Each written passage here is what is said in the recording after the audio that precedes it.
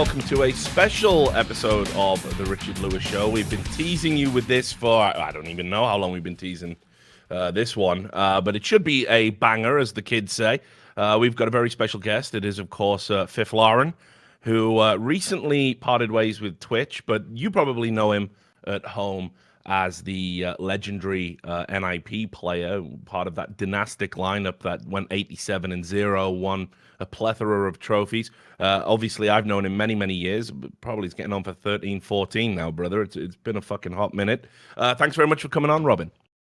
Thank you. No, thank you for taking the time, man. Like I was telling this story because I ran into you like 2 months ago, right? When we were, because you were over here in Orange County, and I had told you that I have plans on leaving Twitch, and one of the things that I wanted to do was I wanted to tell my story of like 2013, like even like NIP in general, I think, because I feel like there's so many unanswered questions from that time that even honestly to this day still relates to a lot of the things, right? So I felt like it was one of those things of because I felt like everyone asked me like, oh, why now? Like it's 5 years, and I feel like there's so many, there's a lot of reasons I feel like as to why I'm doing this right now. One of them obviously is just like, well, you know, when I stopped playing and stuff like that, I still had 4 teammates that were still playing under the NIP banner. At the time when I joined Twitch as a sponsor to NIP, I felt like there was a little bit of a conflict. I was also in the esports department. And on top of that, I actually thought that things would get better, but I keep on seeing these announcements from like these players of like, from Draken, from Dennis, from Michael Lele, like, and I've heard stories, again, this is about me, but like I heard stories as well from like 2 of the other players that doesn't play for NIP anymore, right? And it's just like, what's going on? Like, this is supposed to be the leading esports org in Europe, in the world. Like you that's your portrayal of like, we are one of the largest esports orgs in the world, right? And I feel like if you have that as a model, right, of like, hey, we're tier 1, we treat everyone well, then I expect that to be true, right? But like again and again, there seem to be issues, and it relates back to, it might be old management, it's blah blah blah. Listen, no, it's not. It's all the fucking same at the end of the fucking world. And in the back end of things, it's all the goddamn same. You can switch CEOs all you want. Doesn't matter, man. You got to fix the fundamentals. So, look, we have to go way back in time. I think some of the people watching this won't even have followed CS:GO as far back as we need to go, because we need to go back to the old NIP. Now, my understanding of how NIP got started was there was basically a businessman, a guy called Fisku, who we both know from 30p, the old Swedish LAN company, the old Swedish organization. He had ties with Ben Q, I believe. I think he was a marketing manager or something over there. And when CS:GO first sort of came out and you guys were out there, you'd already sort of created this team with Forrest and Get Right, a lot of marketability, a lot of potential. He identified that, to gain access to a good brand, something new, he would sort of have to connect with Heaton, who I believe he knew and met also from several sponsorships like those, what were they called? The overclocked PCs that Heaton used to endorse. Heat Gaming, right? Yeah, Heat Gaming, that was it.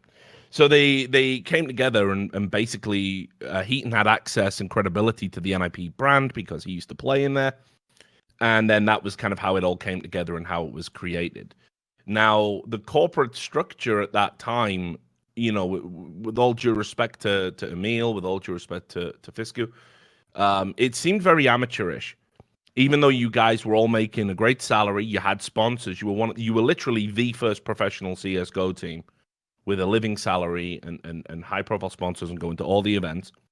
But immediately what I started being told, and this is like 2012, 2013, was that you guys were effectively having to rob Peter to pay Paul to get to your events, because what would happen is you guys would go, you'd win an event, the money comes in, the org would say, well, there's another event next week, we can't afford to send you, but you'll probably win it. So we're going to use your prize money from the last event to get you to the next event.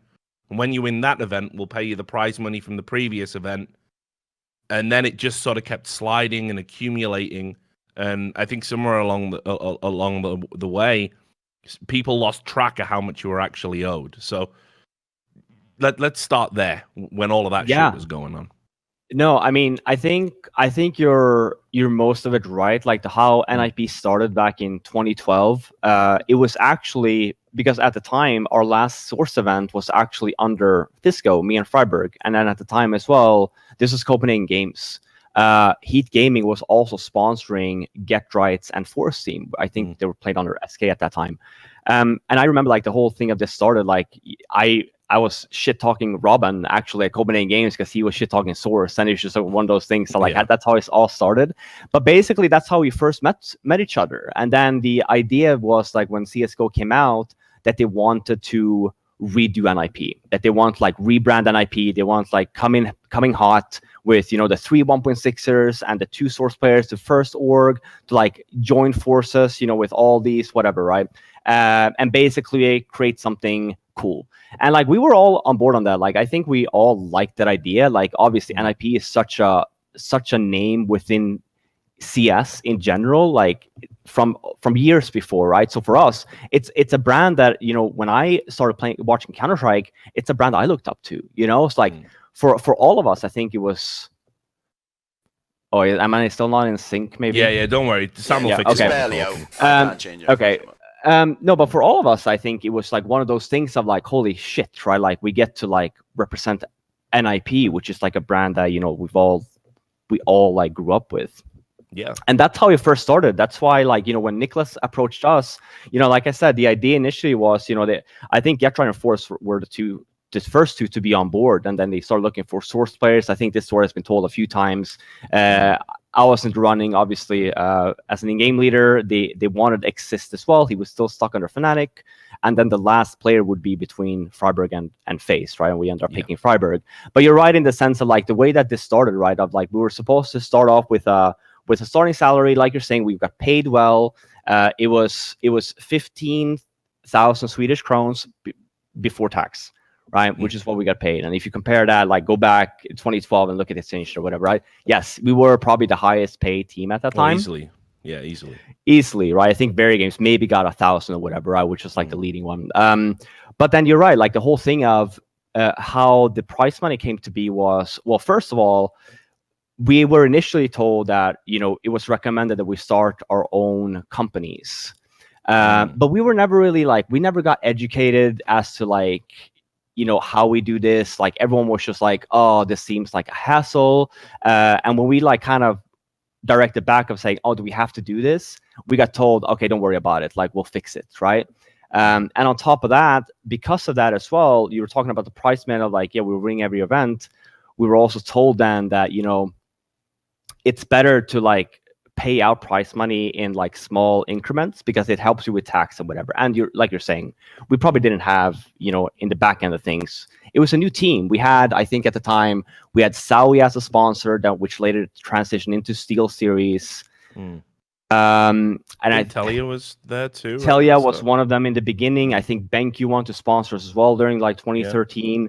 So like while we had sponsors, I think that we didn't really kind of like made it go around. So like, and we were okay with all this, right? Like in the sense of like, it was pretty openly communicated to us of like, hey, you're getting this much money every month for this reason, right? In which we agreed on, right? And that's honestly not the end of the world. But then this turns into, this happens 2012 and then all of 2013. And then at the end of 2013, I think this is basically where this story starts, in which we were basically called into like this emergency meeting, of like, hey, this is like going on. And like I said, like during all that, like if you go back and you look at all like 2013, we were dominant, right? Like we won everything. We went to every single tournament. This also during the time we had our TV series, we had the McNip, we had all this. By the way, none of this, got paid for. Like we got paid for none of this shit. Where it was all fucking free. I always wondered about that because when I saw stuff like a McDonald's sponsorship, I was like, that really feels disproportionately out of sync with where we are as an industry, right? and I have no idea what was meant to be paid or what was agreed upon, but it kind of felt like a gimme almost, like the org had just said, listen, let's try this, and you don't have to pay, or something like that, which you see a lot in esports, especially back then. I mean, so on our end, right? We were always the whole thing of we wanted to grow this brand. Like we were all on board with this, right? Like we wanted to make NIP, the biggest. Like think of Astralis in Denmark right now. Like and NIP turned into that during 2013 in Sweden, right? Like the most notorious brand. We were everywhere on a freaking bus. We started selling stuff in stores. We had the NIP burger. We had the TV series. Like we had a lot of things going for us, and for due reason, right? Like again, we were the most spoke about team, and we wanted to do this. Like we wanted to grow the org. But it's weird, right? Because like when you look at that and you look at all the hardships and stuff like that, and like obviously, while this is happening, we have not really any idea of what's going on, right? We're gone every week. We're competing. We're still getting payments every month, right? Of like the 19.5k Swedish crowns, which was like, the 15k plus the prize money that was supposed to be taxed, which obviously news came out later. It never was. It definitely wasn't. It never was. Into like the whole scheme of like the whole like, at the end of the year called into this emergency meeting. And it's funny, like I'm gonna use this as an example because I think it really adds into the story. So if you look at like the whole thing of like the 2012 and 2013, and even if you look at all the results and stuff like that, you would think, oh, okay, Robin actually did pretty good. Like okay, he probably didn't have to sweat all too much. I'm sure he could like afford to do some stuff. Well, here where it gets funny, right? Because like we were saying, because of the structure that we had in, not paying out full price money, and we were doing like in increments in 2013 when all this happened. And I'm going to let you guess here, Richard. How much money do you think that I made in 2013, knowing, again, all the accomplishments and all stuff, not biased, in the sense of like how, and again, obviously, that the answer is going to be low, but I'm saying in the sense of a non-biased, knowing how honestly, like it should have been. I'm trying to think about, because you won pretty much every tournament. So I mean, even with the prize pools being like 25,000s and 20,000s and 10,000s, that should still be a big old chunk of thousands, right? I mean, conservative estimate, you probably should have had about 80k in prize money. I'd say maybe probably more. But I'm guessing, based on what I know about the organization, we're probably talking about 5 or 10 is what you actually saw. So during that year, 2013, and again, this is obviously reported, right? Because we got into tax problems. I made 217,909 Swedish crowns before tax. So what's that in? That's less than average pay in Sweden, I might add. That comes out to be 33.5k, I think, in total. If I were to convert, I got to go back, right, to 2013. Yeah. At the moment, it's 22k, but the dollar was at 6.4k, right? So it was 33.5k. But again, we use in Swedish currency. At the end of 2013, in my bank account, I had $3,000. And the end of 2013, after 2012, 2013, most known, you fucking name it, most popular, yada yada yada, right? And with this in mind, end of 2013, again, ultra dominant, we get called into this meeting, and I think, like I said, this is where the story starts. Where they call us in. I think this is right before Christmas or New Year's, and they're like, "Hey guys, everyone has to come to the house. It's an emergency." And we go there the next day, and there's two people there. There's and one of them you don't know, but his name is Robert, and there's Emil, Ethan. And at this time, we basically get told they ask us to sit down. There's bad news, and we have like, okay, what kind of bad news? Like, what's going on? And which they tell us, hey, Nikolas has fled to Thailand with all the money, and he's nowhere to be found. Mm. And we're like, he's fled to Thailand, nowhere to be found. Like, this is kind of odd, right? And then, you know, the whole thing of like, but don't worry, guys, we have this all under control. Like, I remember at the time they were like, yeah, he fled with all the money, like all of the old NIP, all your prize money, they're gone. Like everything you made, no, it's gone, dude. Like he wasted it. He fled to Thailand, and you have no money left. All the winnings from 2012, 2013, they're gone. So what I've made up until that point, that's it. So and go ahead. Just to also add to this, right? This isn't even the full story just about this bit, because I was super keen to do this story about NIP, but it's like I've always said, there was never a time I could publish the story without it completely fucking over people I just like too much and care about too much to fuck over. So, you know, Get Right, big example. Known Christopher right from, one of the first 1.6s that ever talked to us at Cadred. Talked to him at every event. Obviously, Forrest, the legend. You know, Freiberg when he was in the team. You know, Adam, someone I've known for years. There was never a time I could sort of publish the full facts. I could publish stuff and say, hey, you're owed money, and try and pressure them that way.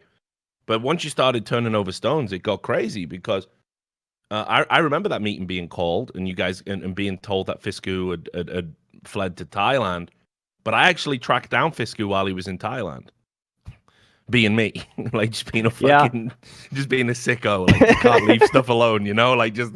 So I tracked him down in Thailand. I literally have a recorded interview with him from that time. I listened back to it just before we did this, and he says he didn't flee with the money.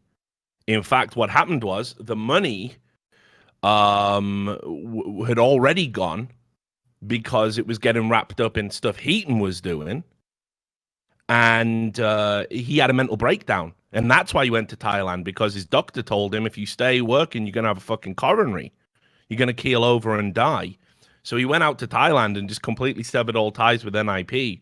But he didn't take any of the business money, he said. He said there was nothing to take.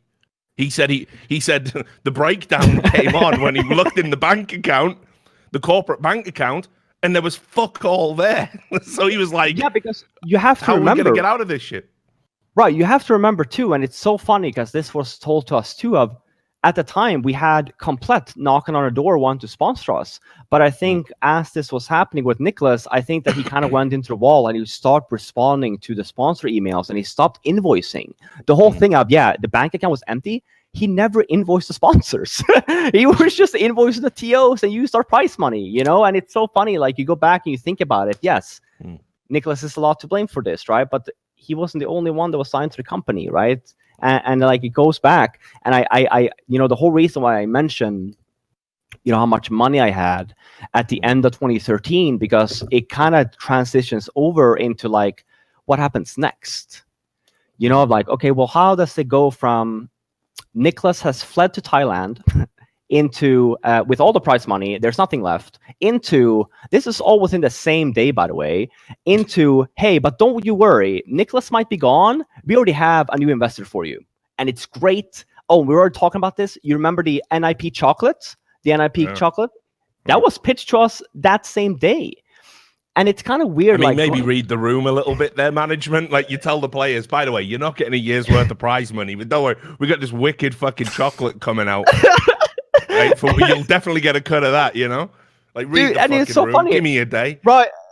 And it's because of, like, for us, right? Like, again, imagine the freaking shock walking into that room, asking us to sit down, to be told, again, from all the work we did in 2013, we were busy, man. Like, I was freaking never home. You know what I mean? Yeah. Into basically saying all that work, it's just out the door. It's completely out the window. But don't you worry, guys. We've made this NIP chocolate. It's going to really save the company. No, but it's so weird. Like, again, you read a room, but I also like looking back at it, like thinking about it, right? It's odd. It's very odd, like, it looks contrived. It looks contrived. Like, how can you go from, okay, we're in like emergency mode, he's fled the country with everything, that should be like the first, whole thing of like, okay, how do we salvage this into? Mm. But don't worry, we already have this investor, and they're coming, by the way, in the next few days, and this is going to be great. The new NIP. How can, like, it's weird. I like looking back at it. It's so weird, and it makes me wonder somewhat if this wasn't a little bit planned. Mm. You know what I mean? Like, for sure. It like, there's a lot of things that just honestly doesn't add up.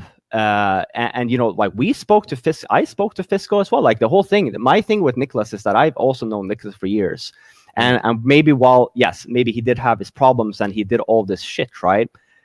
When you ask him, and same thing with you, he never lied to me in that sense, or at least not from what I know, right? I always felt like he was pretty honest in that sense. He always even struck asking me as somebody here. that didn't really have the kind of, almost the social cleverness to tell elaborate lies. Because, this was a guy, he was an older guy, he liked to fucking party. We all know that. So, he always struck me as honest, even if it was to his own detriment, Right, right. That's how I think of him. Right, and it was also like, it also felt rushed to us in a sense, because like we never really got like a chance in the sense, because as this was happening the same day, it was like, oh, and by the way, we have this new investor, everything is already planned, they're coming, I think tomorrow or the day after, and we're like, holy fuck, this is like this is super rushed, right? And then we were also told that they're not going to be sticking around forever, so like, you better make up your mind quick or they're just out. Yeah, the old classic gun to your head, right? Yeah, and again, and you look at it, I think this would be different if this was like, we were not the most freaking named brand in the world, was Counter-Strike.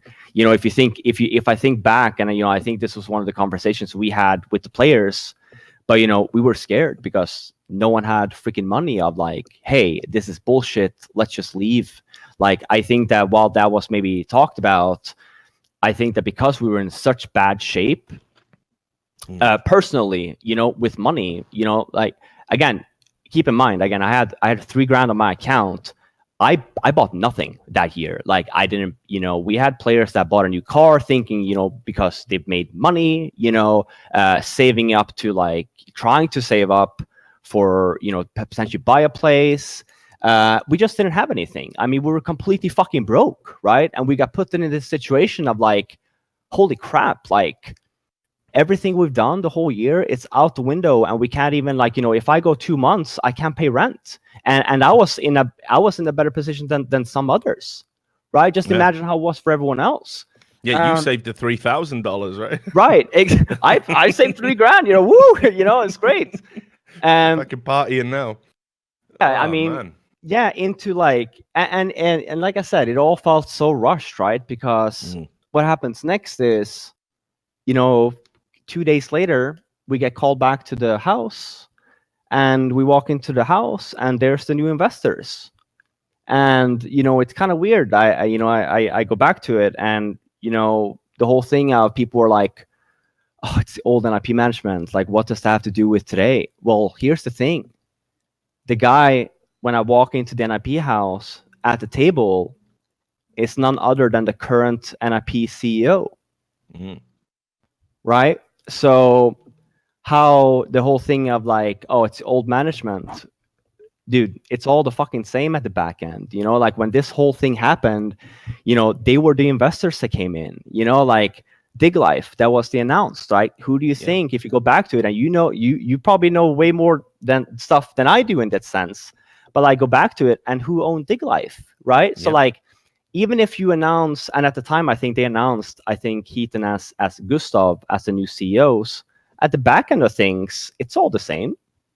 Oh, sure. Right? I mean, and this was one of the first times in CSGO I'd even seen stuff that was really coming close to that conflict of interest, because I knew there were these ties between Dig Life, what was the other Swedish team? LGB, or LGB, whatever they were called.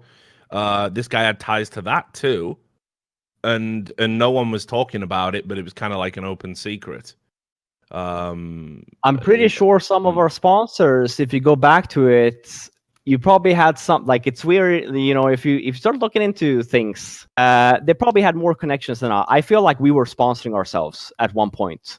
Oh, no doubt. Yeah. If you go back into it, right? Yeah, and it was so weird, right? Because again, we sit at that table, and again, I feel like this is all a fucking ruse and a charade, right? Of like, you look at the numbers, and even if you compare, you know, like, oh, how much money did like the players make in 2013? You know, if you're an investment company coming in, you have money, like you were talking about, we were not competing for $100,000 every week back in 2013. No, we were competing for $10,000. You know, like 50, like it was chump change compared to now. But there's also obviously a reason why we attended every event, right? Because we want to make money. But when you have then a new investor come in and you look at the back end of things of like, well, how is like this company doing? And like you were saying, because we were kind of like using the prize money and like making it go around, and like with the sponsorship money and stuff like that, you know, the buyout technically of this org, or like how much money technically of like, oh, how screwed are they, right? I don't think it could have been a lot. You know, how much we're talking, 150, 200K USD, you know, for again, the leading org, for the leading NIP CSGO team, blah, blah, blah, you name it, right? Basically the whole shebang of, we already have an NIP burger. We're like, we're in stores. Yeah. You name it. And you can buy this out for 200K. It's freaking less than Cold Sarah right now. You know, you get the whole freaking brand. So look, let's because we need to make something clear to people. Maybe it hasn't been made clear enough. So there are two NIPs in this story, and just so you know, we were laughing about it just before we went on air. Fifflaren got fucked over by both. He got double fucked. I got double fucked. He got fucked by the old NIP, and he got fucked by the new NIP that we're going to get into in a second. But just before we move into the new NIP, which is where the dirt really starts to fucking pile up, let's just talk a little bit more about old NIP, and then let's try and put a dollar amount on what you think you're owed. So old NIP, they did all sorts of crazy shit that I still don't think we've ever got to the bottom of. First of all, and look, Anders is too much of a pro to ever talk about it, but people probably won't remember, if you're new to the scene, Anders used to be NIP TV. That was one of the brandings that they had over on YouTube. And I don't know how much you know about this, but one of the things that always pissed me off is they absolutely fucked Anders. Yep. Unbelievably. Yep. In terms of a monetary amount to get the channel, in terms of remuneration for his casting and everything else. He absolutely got fucked. And there was a lot that went on around about that nobody knows about, which I've got notes on. And then I hope he talks about that, because I had talked to Anders is like, it's ancient history. I've said to him, like, I know. Just tell it. People forget he used to get called, right? So imagine the hilarity, because this is just typical of the fucking of mobs and fans. They're all morons, you know? Like, they were all saying, oh, look, Anders is super biased towards NIP whenever he casts an NIP game because he's NIP TV. Meanwhile, he was embroiled in a fucking business argument with the org to get back control of his YouTube channel, to get money that he was owed. And they're all going, yeah, look at him being biased. Like, he would have loved to have sat there and fucking been, wrecking him. People have no idea, right? People have no idea. And again, like, I kind of want, like, I told Anders the same thing, right? And I ran into him during Blast recently, like Blast LA, and I told him the same thing of, Anders, you should talk about this. Yeah. And it's not because like, oh, it's so long ago. The thing is, it doesn't matter, because he has the same problem as I do of like, while this was happening, it ties back to the same ownership. Same goddamn ownership. And as you were talking about, again, I hope that Anders talks about this, but he got fucked, right? Like the whole thing of, he basically made NIP TV. Like, NIP maybe takes some pride in that, and I get it. Like when we were like dominant and we went to events, the only person covering events was Risk. So like when we came in and we had this like series of like, hey, we have a studio and we have Anders, like all this, like it was appeal, right? And the only thing we asked for, or like that whole thing, was obviously streaming rights and the revenue that was made from that. And again, I don't want to talk too much about the Anders thing because I don't want to. In sense of, I'm sure there's more stuff to happen, but as well. Yeah, This was all tied story. into. This is all tied into NIP, right? Again, let's ask the question: do you think he ended up getting paid? No, of course. Let's hope he talks about it. Let's hope he talks about it. I really hope so. Let's call him out. Like, Anders, really freaking talk about it, because I think like you were talking about too. This all goes full circle, man. The whole fucking thing. So here's the other thing as well that happened back then, and this was crazy, and I don't think we've ever got to the bottom of it.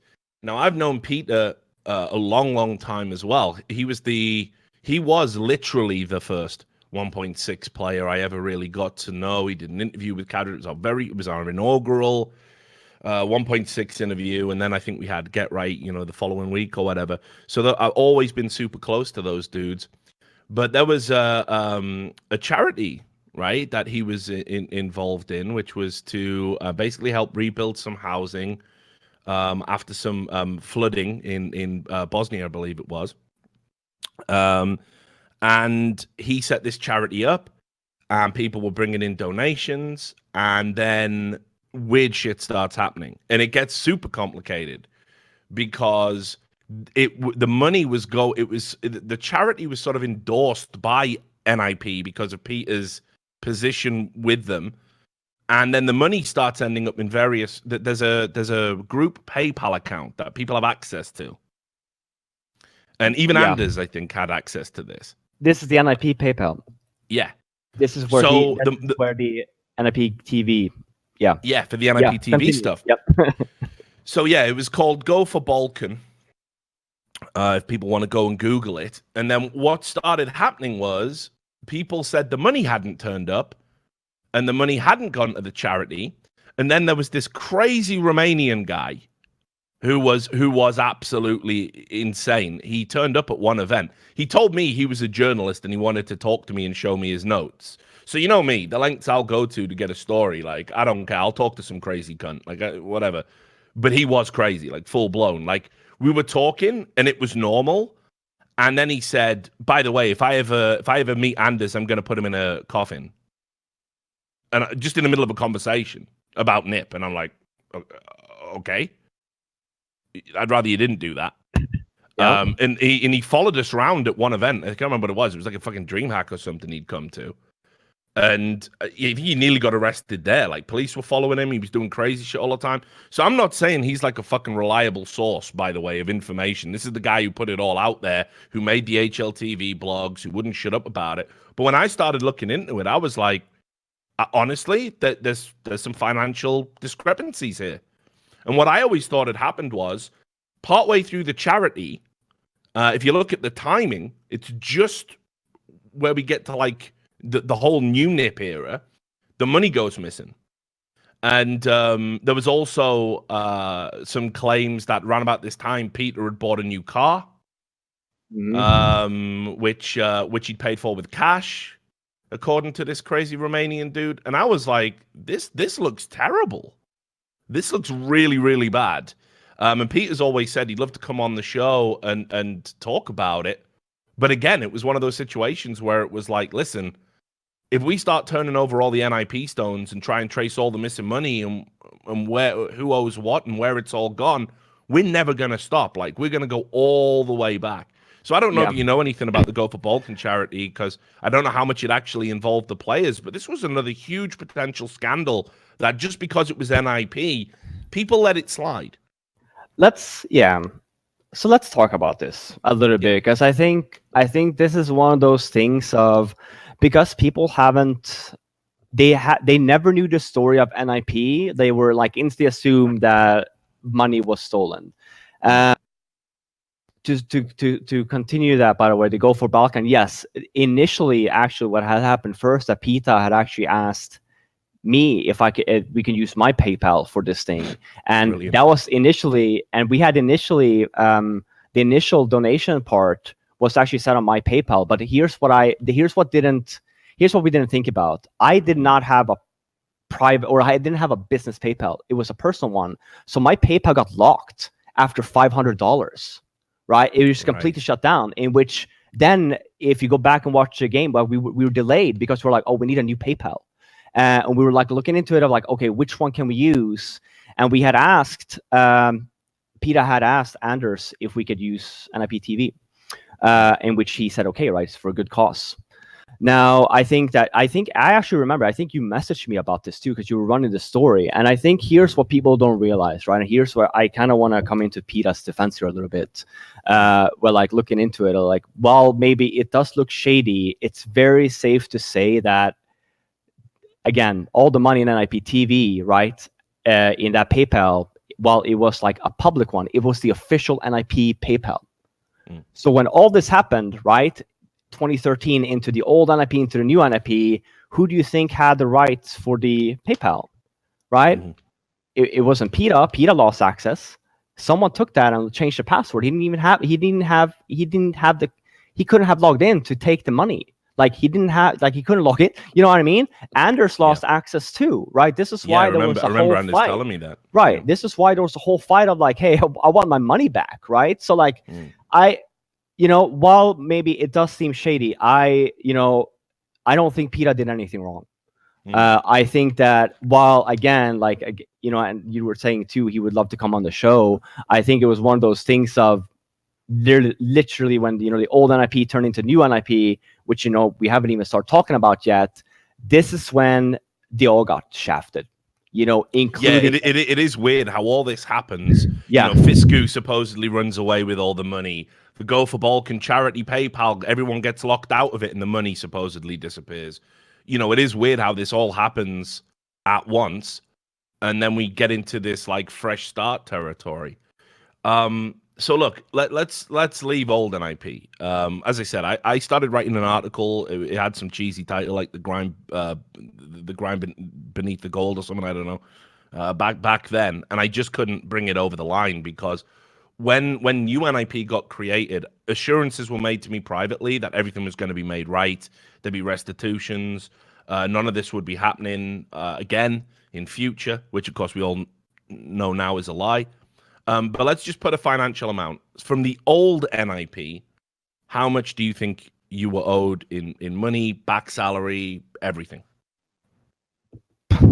I mean, considering everything was not taxed, anything, and which comes back, by the way, I know the amount in which I have to pay taxes for, right? It was 69.5K, which was basically not taxed from what I made, from the 218,000 that I talked about. From there, that was the 69K that I had to tax for.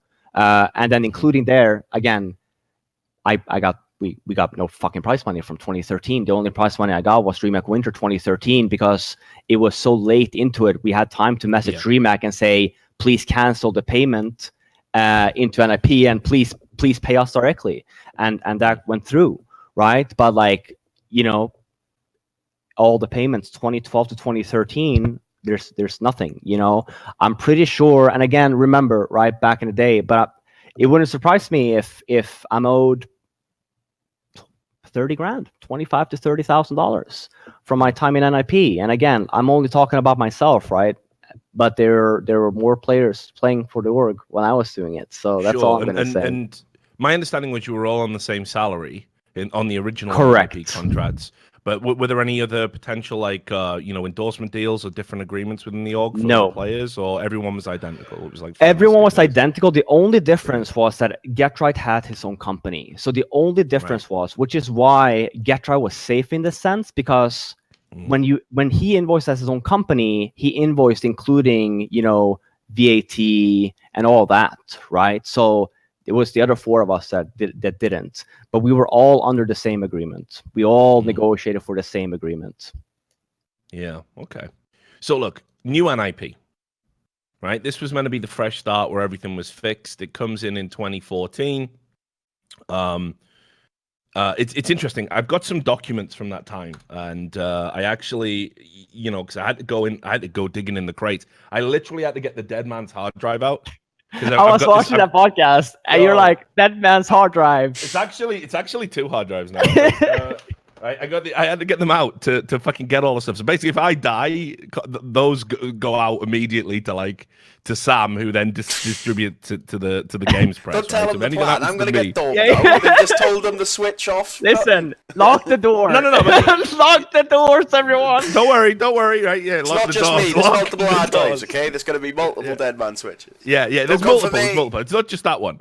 Anyway, the bottom line is it's just a treasure trove full of shit. So I was going through all of this and digging out some documents, but let's talk about what happened for this new NIP. So first up, I think you guys wrote a letter to the org before you agreed to sign the contracts. Is this correct? Yeah. I mean, Right, we had because you had some apprehensions about re-signing with this new entity, which of course was going to be what was it like? It was called Ninjas in Pajamas AB or something, right? It was a fully incorporated company that was going to have public records, new investment, and they had said we've got a business plan and we're going to budget for it, and it's going to be all done properly. And I think I've got the letter here that you guys wrote to them. I can read you some extracts if it's not too. Sure, yeah, let's do it. Yeah, sure. Okay. So the letter was: we as players are of the opinion that we have not made any mistake. Nevertheless, we are faced with this negative situation. We would really like to keep the team together and play as a team also in the future with the same players. But we do not like the situation that the old NIP's mistakes have put us into this situation, and therefore have problems with the confidence to all people who were involved and responsible for the old NIP. As a result of these confidence problems, we cannot take any decisions before we really understand what it means, and we must also be very careful with the contractual parts about the new agreements. We are still in shock and hope that all of you have respect over how careful we act at the moment regarding our future. The gaming community still do not know anything about this situation. We are the number one CSGO team in the world, and as people, we have the absolute highest ranking that is possible. We as players are not rookies. Most of us have played on the international scene for years and know how to play, but also how to act in relation to sponsors, fans, interviews, media, etc. Think of the NIP team as Barcelona in the CSGO community. We want to be treated like this when we have our contract discussions. You know us as people. You know we handle situations both on and off stage. The proposed player contract has a strong flavor to be made as if it was made for inexperienced players, not for us. We'll talk about the contract. I got the contract too. We have put up a wish list of things we would like from you in the future that we seek for. This was actually planned for the old NIP, but now wait. But now we want to move forward. But promising is one thing, reality is another. We now have to see to believe, and that is our cornerstone.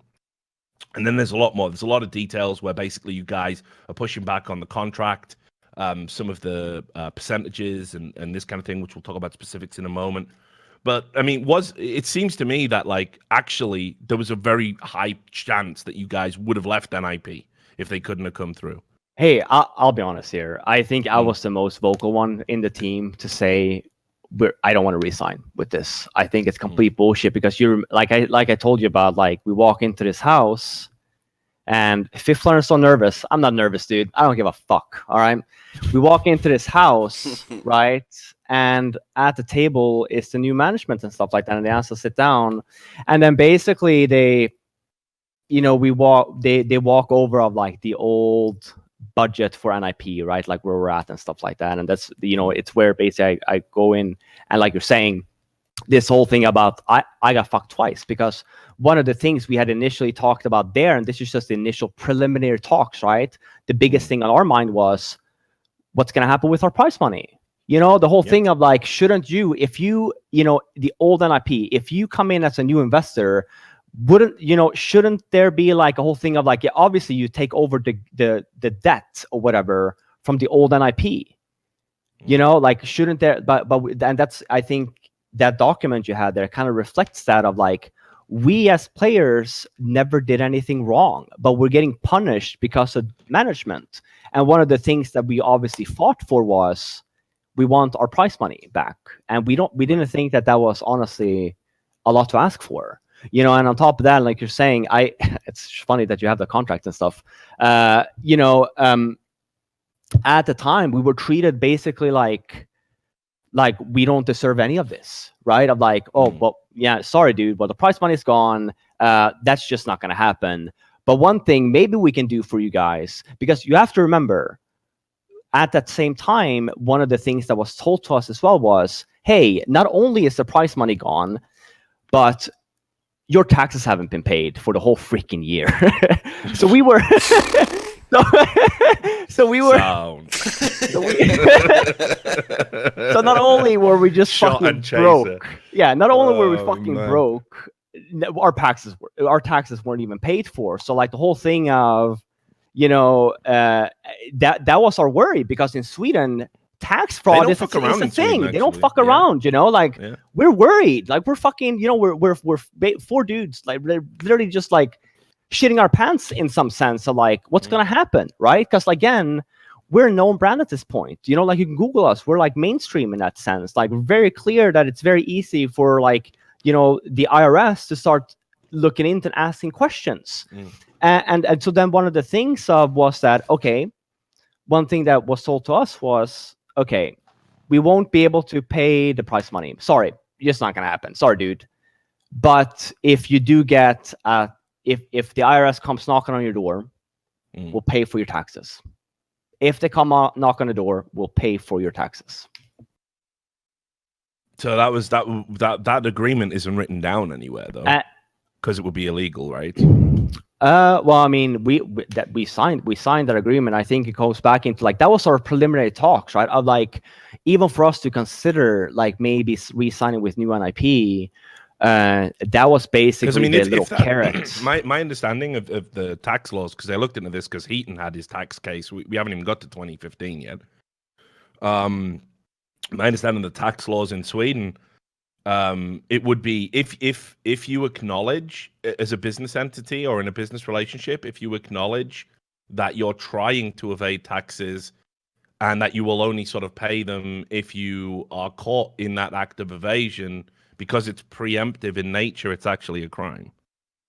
And we had, I don't know either, but we even had, you know, back in the day, one of the things that Get Right's dad had us do was email Nikolas, even after all this happened, to basically tell him, you know, like that this will be paid for, like basically like trying to cover our asses, right? So like as this was happening and looking back at it, right? Even look at the number amount, it's just more so like you can clearly tell that we were honestly just in shock and we were scared for a lot of reasons. And we made bad decisions, you know. And I think, like you were saying, we probably go back into like, you know, the contract negotiations while all this is happening, because like, you know, while this is happening, we get put in this room, right? And you know, this gets told to us that, hey, sorry, prize money's out the door, which is fucking bullshit, by the way. And then we're going to pay for your tax at least, you know. And it's just like we go back into and we talk with the guys, right? And without management, and you know, obviously there's a big conversation here of like, do we want to stay? Do we want to look for other orgs, right?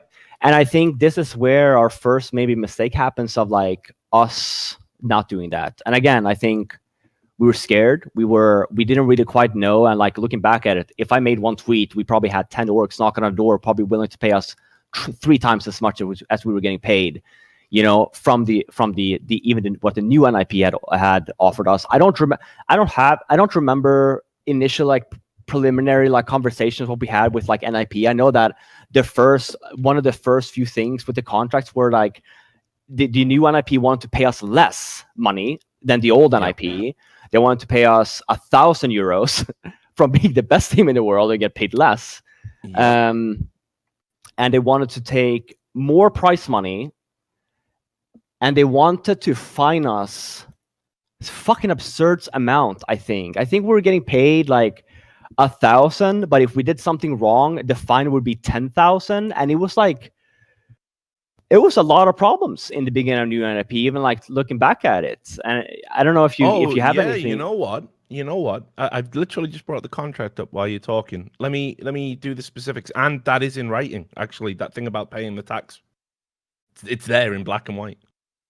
Right. I forgot it. They've actually said if you get hit, they haven't worded it in the bad way. They've said if a player gets hit by a tax penalty, NIP will pay the bill on behalf of the player, and this clause is valid indefinitely, is what it says. That's cool. And it also says players will not be responsible for a tax bill if a player has not presented NIP with evidence of a deal between them and Nikolas Fischer, that's Fiscu, with regards to the liability of said taxes, or that the player acted in good faith. This evidence must be presented in writing and signed by a player and signed by Fiscu, which kind of makes it sound like actually, because if he's in fucking Thailand, you know, going crazy, probably it's hard to get him to sign a fucking document. So maybe it wouldn't have actually worked out. But you're right. Let's talk about the particulars. So salary. We talked about. Here's what's strange: the cut of the prize money it seems out of whack, because if you made between 0 and 50,000 krona in prize money, NIP took 35%. So on the smaller amounts, they took more. If you made over 450,000 SEK, meanwhile, they took 10%, and there was a sliding scale in between. So usually what you see in esports contracts is if you make more, the org takes a slightly higher percentage. Not if you make a small amount. Usually if you make a small amount, the org won't bother with their cut because it's not worth their while. So that's really strange. That kind of feels backwards to me. If I remember this correctly, and we never saw, so that particular, we fought that because that was completely like for us sideways too. You have to remember, and I think they try to be smart there, because at that time we never competed for more money than 15K. The only thing that we competed for more would be the majors, right? Which was Stream Winner, which was 50K, right? So like that thing was on purpose because we wouldn't be getting the 10% because there weren't any tournaments that hit that threshold. All the tournaments hit that 35% threshold, right? So like again, I think they were smart in that sense of like, well, if they compete in all like these 15K tournaments, that means we get 35%. We pushed back heavily on that. Same thing there, and I you know that was something that I don't think was even signed, but it was one of those things of like, how can we go from like again being the old NIP into the new NIP, into being punished in the sense of now we're making less money and you want to take more price pool, and for what? Like what's the return for us? Like there was nothing. Like we didn't really get anything there. It's like there was a lot of back and forth there. A lot of I you know, in the sense like no, we're not signing this. Like there has to be changed. I think that at the time we had asked to be, you know, for it to be fair. You know, like we agreed that management should take some money, but I think that it should be the norm in which you count as a sixth player. You know, 16.7% or whatever. I think the old NIP agreement was 20%. Yeah. And it's got a few other little bits and pieces in here. I mean, you know, I guess it's not the like I've definitely seen far worse contracts. There's a few little bits and pieces that sort of made me a little bit kind of weirded out. Like for example, if anyone wanted to retire, they weren't allowed to play for an org for as long as the contract was signed for. So if you retired and let's say the contract was 1 year, but you were only retired for 6 months, they would have a legal right to redress. That's kind of standard now. I mean, shit, we're seeing that with all the T2 stuff. Also, as well, it just says that you could be fired at any time, which was always love that clause. That clause. Great clause, right? Yeah, you could just be fired at any time. We can just remove you for cause at any point, and your compensation is 3 months salary. Peace. Which would have been $3,000, which is funnily enough what you had in your bank account.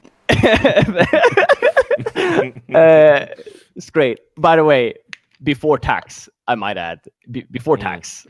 That's before tax. My rent was I thought 8,000 Swedish. So basically I you know try and make that go around. It's basically the salary. Yeah, no, you're I lost my train of thought there for a little bit, but I think the whole thing crap, I lost it. What was the last thing? Don't worry. I'll bring you back because I know where you were going with this. So it's like you push back against this contract, but the one I'm looking at, the termination, right? That was we also pushed back on that. Like the whole thing of course. And again, I think that nowadays it's a little bit more standard in the sense of like maybe management have more of a say, but like back then it wasn't common that leadership would be in charge of terminating players and whatever. Like we pushed back on that too, saying that the players should be in charge of this, because one thing you have to realize too, especially with this, and it was a pushback because at the time, and we can talk me a little bit in the sense of where I stood in all of this, right? Like I was the most talked about player at the time, in the sense of people want to get rid of me. It was a constant, it was a daily, right? To a point in which I also knew that some people in management wanted to fire me basically from 6 months since we made the team. And one of the guys that was always on my side was Nikolas. And on top of that, the players, right? I think that was pretty important in the sense of when we signed this agreement, I kind of gives them an in to disband the team. And like you were talking about initially, that first sentence there of like, we want to continue as a team together, right? I didn't make that up, right? Like we obviously sent it in as all five, of the whole thing of we want to continue. Like we don't want someone to get kicked or terminated. And I think that was a very important thing for us too in the contract of like, we want the players to be in charge of this because we knew as well that there were management people that wanted to change teams. They wanted to make some changes. And again, you have to remember, this is the end of 2013. We're dominant. We don't lose tournaments. And they still wanted to replace, right? It's like there was really nothing even at that time, except for DreamHack winner the tournament, which again, we could talk about in the sense of like mental and stuff like that. There's nothing really at the time that counts for like, oh, these guys are about to like start slumping in a point of like, oh, we should start looking at this of like start making player changes. Like we were very much in the most dominant team despite the winter loss, and we're still winning tournaments. So like there's not really a case in which we would probably be looking into having player changes. I've also got some of the contract negotiations for those who aren't familiar with the term. It's called redlining, red lines. Have you ever negotiated a contract? What will happen is you get a contract, right? And then you say, I want this clause changed, I want this clause changed, I want this clause changed. It goes to the paralegal or the legal people who prepare the document, and they put the changes in red so you can see them, and then you agree whether or not you're going to sign the contract, and that's what they call red lines. So I've got the red lines as well. Some of these clauses that they were trying to slip in were outrageous. So let me know which ones you ended up actually having to adhere to when you did eventually re-sign. Here we go. It says you must stream on a chosen platform of NIP's choosing for 10 hours a month minimum, which kind of seems ridiculous now. You just wouldn't even bother with that. Yeah, and I think at the time it was default for a lot of people. I think that contracts or deals with streaming services does have like somewhat of that clause, but the problem for us was that because we accepted a tournament, we could never make that work. And on top of that, we never got paid for it, right? In the sense like, oh, you have to do all this. We never have any agreements to say like, hey, if you do this, you get more money. That was never the case, right? So like I think that was one of the things probably was in the agreement, but because we never have that sponsorship, whatever, I don't think it necessarily happened. I think it was definitely the next clause. Of us. Yeah, the next clause is definitely far worse because they tried to slip this one in. Any violation of any provisions in the contract means that they can call forth a contractual penalty, aka a fine, of 20,000 euros per individual violation. And the right of NIP to claim further punitive damages will remain unaffected. So essentially what they tried to slip in here was if you violated any aspect of the contract, they could fine you 20,000 fucking euros. I mean, what is this shit? That's 20 months, man. That's 20 months salary. That was your prize money. Oh, that was your 2030 prize money. Tell me about that, because that is absurd. That's some of the most egregious. I've never seen a fine clause that high in any contract in my entire history of esports. That, I mean, safe to say, heavy pushback on that, right? Of And course. it was again, it was weird to us, right? Because it always felt like we were getting punished. More so of like, we already got punished from the old NIP, but we're getting punished in the new agreement. And this whole thing of like, hey, this is supposed to be the start of something new. And we see stuff like this. I honestly didn't remember it was 20K. I thought it was 10. That's absurd. I mean, the only thing I can think of is maybe they fucked up and it's it's meant to say SEK. Maybe it's meant to say SEK and not, but it does say euros. I mean, so here's the thing.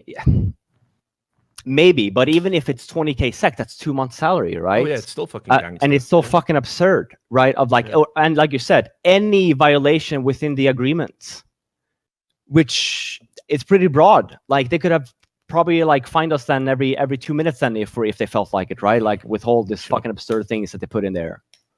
The other clause, which is just as absurd in my opinion, it says, and the organization can set the status of the player to inactive at any time of their choosing, and if they do that, the player has no right to get any compensation, salary, prize money, anything from that day forth. And your contract duration will not be affected by this decision. So in other words, they can drop you at any time. You're still under contract, but they don't pay you a penny. Which, I don't even know what to say about that. It just wouldn't fly these days. You go back to it, right? And you think of things, and it goes back to money, right? In a sense of they're trying to find ways to not pay us at all in these cases. Like we have the right to like put this guy on the bench, and again, like a lot of these things, I feel like were basically made for them to be able to like control this. In all honesty, right? And like they put these like weird things. We push back on that too, right? Because like if our kind of argument there was, if you do put someone on the bench, again, we wanted to fight for player rights, right? Like we felt like the players should be in charge of the team. But if the players decide, hey, we no longer want to play with you, or hey, you're going to be put on the bench, there should at least be, a 3-month period in which you get paid, right? Because like, again, like there's no, you're paying us freaking chump change to begin with, right? 1,000 goddamn euros. And then if you put us on the bench, knowing as well that we basically have no money in our bank accounts, how can you expect us to sign this agreement when we, can't even go 2 months, with the money that we have? Like, we're obviously never going to agree to this. Like, it's fucking absurd, right? I can't believe that you go back and you like reread this. I'm laughing you reading this because like a lot of these things I've honestly like haven't even I've like forgotten about, because like when you retell me, it's shocking. It's freaking shocking. I mean, honestly, some of the what was talked about in the red lines, there's actually even a worse prize money split they wanted to do. So it was going to be, if you got top 3 at an event, I think this was the original plan before they did the tables, that they agreed to, that we just talked about. They said you will get 75% of your prize money if you place top 3, but if you finish outside of that, you only get 60%. Okay. That was the original plan, I think. So I guess a small victory, that the one we just talked about in the contract, where they take 35% of all the smaller events. That's great. That was actually an improvement. God damn it. I mean, if there's ever a reason for, to try and like whip us into like finishing top 3, I guess that's the time. It's just fucking crazy to me, dude. I can't believe it. So look, I got to ask the question, because we've still got a roller coaster in 2015. We've got 1 hour. Why do you end up re-signing? It's baffled me to this day, because, as you said, you guys were the most marketable team on fucking planet Earth in CSGO. CSGO's just about to start popping after DreamHack Winter with the introduction of skins. We all saw the way the market was going. We all saw the way it was, viewership was spiking, and the amount of money that was flying around was starting to really mean something. And you guys could have gone to any organization. At this point, there isn't an organization in the world that wouldn't have, said, fuck it, let's break the bank and sign these players. And I think for sure you could have got better contracts elsewhere. So I got to ask, why did you sign? Was it because of the tax thing hovering over you guys and you felt protected if you stayed with an NIP? Was it because you didn't want any secrets maybe getting out? You didn't want the organization to sort of be malicious and put information out there about you guys? I mean, what was the fundamental reason for signing contracts with an org who had already fucked you over, and the contracts that they're presenting with the fresh start are fucking trash? That's the thing, right? Like, I wanted to leave. I really did not want to resign with this, and I think we were at this time in which you have to remember, right? You have to like look at everything that like we had like done throughout the year, like the whole thing of us kind of feeling like we are NIP, like we want to grow this brand, like the TV series, the burger, like all this, right? We kind of felt like we're throwing all this away. We're throwing all the work we did just away, right? And then to your point, and on top of that, the biggest thing is the taxes, because at the end of it, we were worried about the taxes most of all, because not only because we never knew what would happen, right? In the sense of, for all we know, if they go back to it 2015 and they see, hey, in 2013 these guys had like this tax issues, it could have been worse. Like, I ended up paying 69K. I could have paid more, you know what I mean? And it's like stuff like that of like, what if that happens in 3 years from now, we don't play and we get hit by this like tax thing and we can't pay for it? And it was one of those things of, we had said then, and I think the initial agreement, initial contract, we only signed for a year. I think that was like the compromise in which, hey, we want to see how this folds out. We're going to sign for like a year and see what happens. And I think for us as players, I think we had also told ourselves that, because it also gave us some time, because keep in mind, this got sprung on us, right? Like completely. End of December, I had $3,000 on my account. How the fuck, if something happens, how can we as players then be able to support ourselves? It wasn't that I was living alone, by the way, I was supporting someone else at the same time. I had a goddamn dog. I had rent, like, and we were all in similar positions. And like, you go back to it, and I agree with you, Richard. Like, obviously, we should never sign this. And I think that to this goddamn day, there's people within the original 5 that's getting fucked by this, right? This decision. And it sucks, right? It honestly sucks, because like one of the things, and I had touched upon that at the beginning of this conversation we had, was, why are you talking about this now? Why now, right? And like, it goes back to it of like, hey, it wasn't just me that was affected, right? It was everyone. And at the end of the day, I was fortunate enough in a sense of, I had my exit, right? I never foresaw myself playing the whole time. I'm old, right? Like I had to have like other plans, and especially knowing that NIP management wanted to get rid of me for so long. I obviously had this in the back of my mind all the time of like, hey, this is not safe. Like, you need to have plan Bs. But for the other players, they're a little bit younger, like they're still competing to this day, all 4 of them, right? And congrats to all of them, right? But I think that if this decision would have been made way back when, I think that every single player would have been in a much better space now. The whole thing of what, we go from the most dominant team in the world, and we kind of start like this downwards trajectory in 2014. This obviously plays a part in our performance, right? You have to remember, like, everything that's happening in the back end, we're broke, and we're like, oh shit, now there's pressure on us. We have to win tournaments now because we don't have any money. It wasn't like we went to these tournaments and we just ruined people's lives because we had fun, right? Because we just knew we had money coming in. Now it's the time of like, we got to win. It's reset. I got to win. We got to make money again because we can't even pay rent. Imagine what that does to mentality-wise, right? For the whole team. How can you expect then for a team like that, again, super dominant, to then continue on that spiral? It's like impossible. I got to ask you a question just a little bit, because in 2014, when you guys, sort of re-signed with the new NIP, it became very apparent to me in 2015 that nothing was really going to change. That was when I had enough. You know, it had been 2 years and knowing you guys were getting fucked. Obviously, not to the full extent. It was 2 years and knowing that there were people still in NIP that were responsible for this, and heard all. You know, because I try and get stuff done privately. Like, if anyone knows anything about me, it's not that I publish the story first. I'd much rather resolve stuff behind the scenes when it comes to players getting their money. And, you know, there's been so many conversations I've had with managers where I've been at a LAN, you know, and I've said to them, like, hey, let's get a drink. And I'm like, listen, I know you owe the players some money and it can go public. I've got it all. I've got the evidence. Or you can pay them. And they've gone, oh, right. Yeah. Like, no need for that. We've got a big sponsor coming. And I'm like, please, I'm going to check in a month.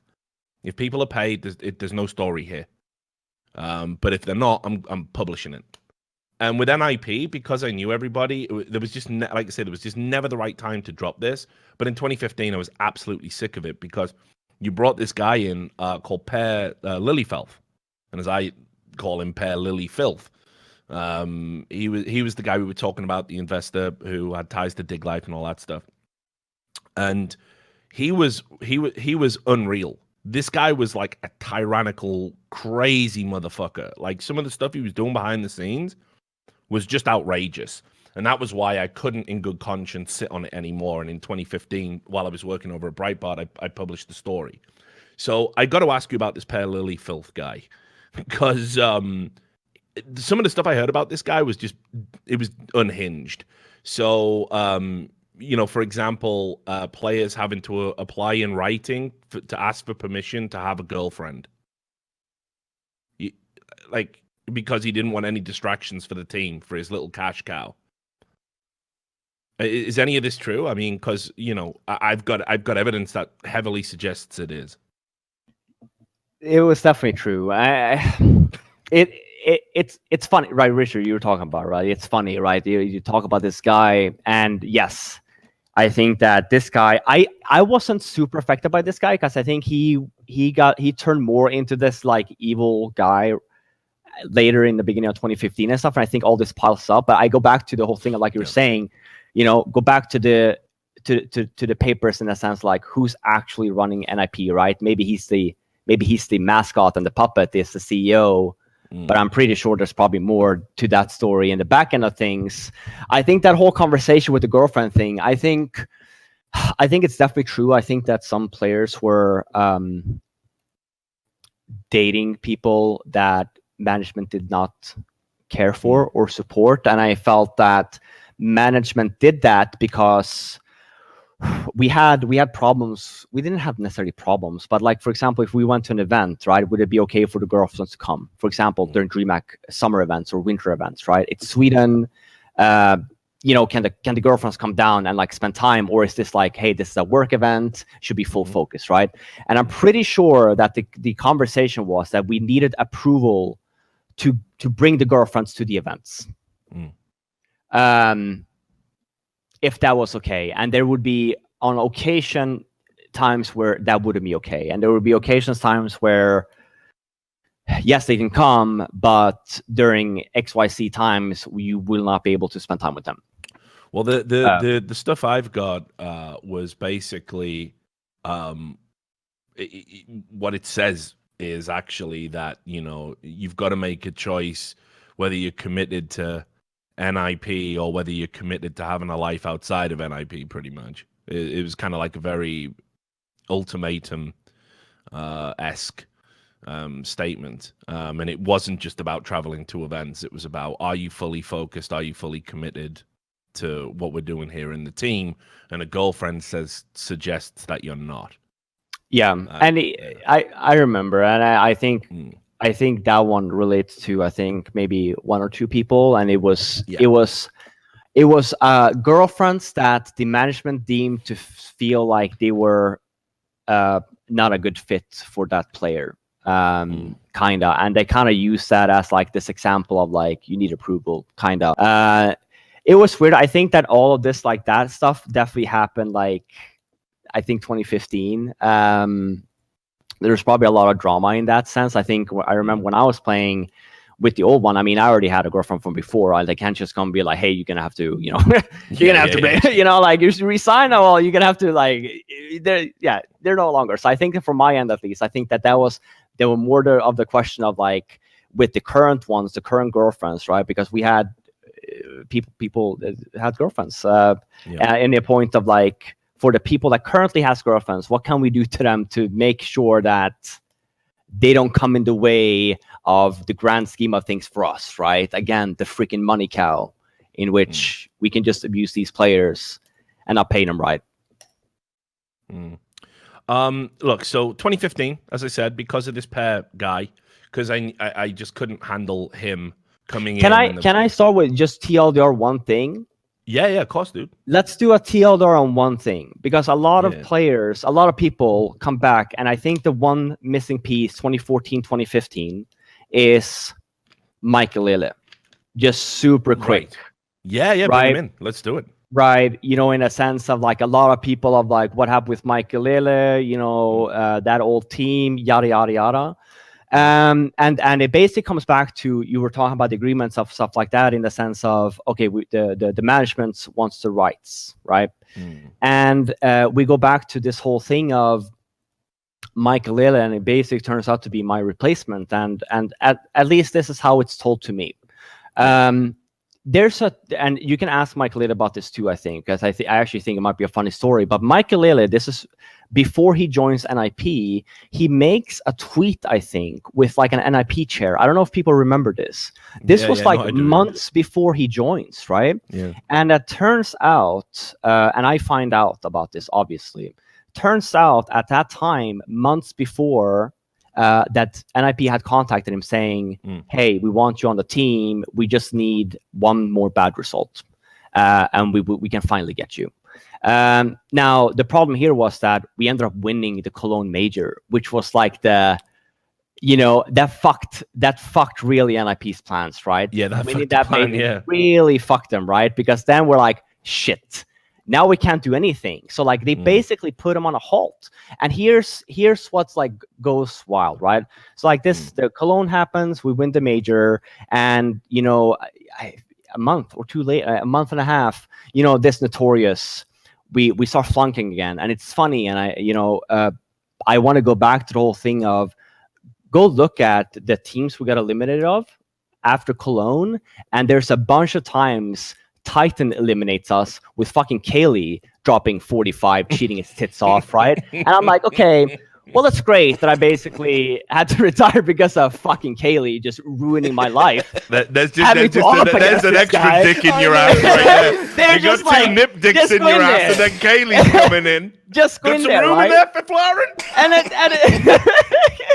And it's funny, right? So, like, my last event is ESWC, and I think one of the last games that I played is versus this Titan lineup on Dust 216. We got fucking demolished, right? And the event is over. We're obviously upset. This is my first time calling in a while as well. Like, we had prepared for it, and like our eyes was, like, technically on the major, right? Like, we knew at that time of, like, we are a much better major performing team. Look at the results from 2014. We're going to the major. We actually play statistically maybe not as good, but we play more as a team, right? We're very much zoned into the major at this point. And ESWC happens, and we flunk out of groups. We lose to the other French team. We pick Cobblestone, and probably a mistake. But anyway, and at the time we had, I was rooming with Peta. That's the one. Yeah. That's the tweet. Sam will bring it up. And honestly, like, the whole thing up again. People have this weird view of Peta, right? Of the Balkan thing. Peta is actually a good guy. Honestly, I really like Peta, and he was actually a bro. He was like, hey, Robin. Someone's gonna come knock on the door here now, and you're about to be replaced. He actually told me that. He gave me, like, a heads up before it happened, and sure enough, someone comes knocking on my door, and Peter's there, and they basically tell me, hey, Robin, you're being replaced. You're no longer going to be playing for the team after this tournament, the SWC, and you're being replaced by Michael Lille. And I'm like, okay. Since I already knew about this from before too, it wasn't too much of a surprise in a sense. I wanted to play the major. I think that was like the final epiphany from that. Like I was okay with not playing. I was already planning on stopping after the major, but the whole thing of not getting that chance to finish my career with my major after winning a major really fucking sucked, right? But to make it worse, yeah, you're being replaced with Michael Lille, blah blah blah. Hey, let's go and tell the team. I had to go and tell the team I got replaced. You gotta tell your own teammates that you're out. I had some old teammates that I got replaced Fuck. by Michael Lille. That's fucking crazy. And the funny thing is too, right? Like you go back to it, maybe one player knew, but I think this was very much a pick that was not picked by the players. This is why when you see of it, you go into that major and they perform well. They finish second, and then there's one more there's one more event right after the beginning of January, and then Michael is gone, right? And everyone's just like, what happened? What happened? Well, what happened was that people decided to make a decision that probably the players did not support, right? And I always felt a bit sorry for Bill in absolutely. That sense. I think there was one of those cases in which like people portrayed him, and maybe he wasn't a good fit, but maybe this would have never happened if this was done properly. Right. Sure. And I just want to end on that because like I think that there's a lot of questions about the Michael Lille thing, and I hopefully at least again I hope that he talks about this too, right? Because like you're saying, I think a lot of people have been getting fucked by NIP, and like you're saying, Michael I think is one of them. Yeah. Well, I mean, look, the so again, because it goes back to Per Lillefeld obviously had ties to LGB. And Makalele was in LGB for quite a while, actually. Back in 2013, 2014. I always wondered if that was something to do with it. And he had 2 spells in LGB, actually, just looking it up now. So I wonder if that was basically a driving factor, that he already knew the player. And it was because I know it wasn't the player's decision. I mean, I know that. Yeah, like the players are going to bat for you, even during your lowest career performance, time and time again. And it was uniform, and it wasn't contrived, it wasn't bullshit, because they always said it's not just about what goes on the server. He does so much more. We're a team. That's that. And it was very clear that it wasn't their choice. And if they did have to make a choice, it wouldn't have been Bill. Right, exactly. I know that. Right, I know that. And like you said, and he did come recommend it because I think Peter also did LGB stuff at the time. And it gets funny too, right? Just to end, because like this is my final stint on NIP, right? And one of the things that there's the whole reason, the whole point in which like we want to build NIP and stuff like that, because it was also like promised to us in a sense of like this should be a place for us to get a job after, like do all of this, like stakes in the company and stuff like that, right? And they fire me. Right. And basically the job offer that is given to me is, hey, Robin, we don't have any positions for you, but if you want, you can rep NIP and attend shootouts for our sponsors. That was basically the thank you I got for, playing in NIP for as long as I did, in which I obviously tell them, no, thank you. You're all right. I choose not to. Thank you though for the offer. Very, very, very nice of you. But I will pass. And it comes back to the whole thing of I was the first one, but there's 2 more people that is from the old guard that has also left. Very safe to say, in the sense of, well, shouldn't there be like the same thing of, maybe I was the outliner of like, okay, well, fuck this guy, right? Of like, well, we're not going to give this guy anything. We want him out, whatever, right? How about the other 2 that you just have left? Farberg and Exist. Do you think they got anything? I don't know. Why don't we ask him? Well, listen, I think maybe this, sets the ball in motion. Again, I think the problem is it's proximity. It's obviously the guys within the organization can't say anything. But the people who've moved on should be able to. I certainly don't think an NDA would be valid. I don't think you can sign an NDA that's like, oh wait, I'm not being paid a salary, I can't talk about it. So I'll definitely chase that up. But Yeah. I've put the article in chat for Sam to bring up. So like I say, in 2015, and it was kind of late in 2015. It was November. I'd had enough by this point because I'd heard on the grapevine that you guys were still being owed money, were still given the runaround, and just the time difference between attending a tournament and not getting your money was unacceptable for me. 3 months at a push, 6 months with good excuses. This was you were owed $340,000 in prize money and sticker money, and you had attended MLG Aspen in January of 2015, and by November 2015, no money had materialized for the NIP players. And that was when prize money really started to elevate. Like MLG had like a 75K prize pool, so we're really starting to go somewhere now.